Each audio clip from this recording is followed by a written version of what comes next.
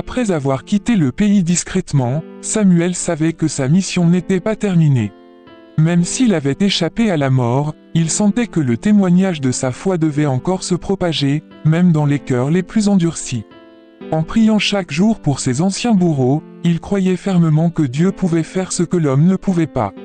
De l'autre côté, les bourreaux, profondément marqués par l'événement surnaturel auquel ils avaient assisté, ne pouvaient trouver la paix.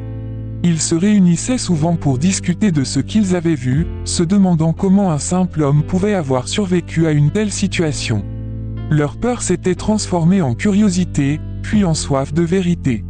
Un jour, l'un des bourreaux prit la parole et dit « Si ce Jésus qu'il sert a pu le sauver, alors il est certainement plus puissant que tout ce que nous connaissons. Peut-être devrions-nous chercher à le connaître aussi. » Lentement, un à un, ils commencèrent à ouvrir leur cœur, cherchant à en savoir plus sur ce Christ qu'ils avaient juré de faire disparaître.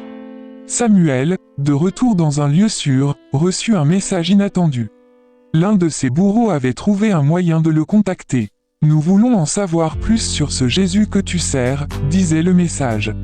Le cœur rempli d'une joie indescriptible, Samuel comprit que même dans les moments où tout semble perdu, Dieu travaille toujours en arrière-plan, touchant des vies de manière miraculeuse. Ainsi, l'histoire de Samuel ne s'arrêta pas là. Non seulement il fut sauvé, mais grâce à son témoignage, ses anciens bourreaux furent touchés par la grâce de Dieu. Ils commencèrent un nouveau voyage de foi, et tout cela à cause d'un homme qui refusa de renier son sauveur.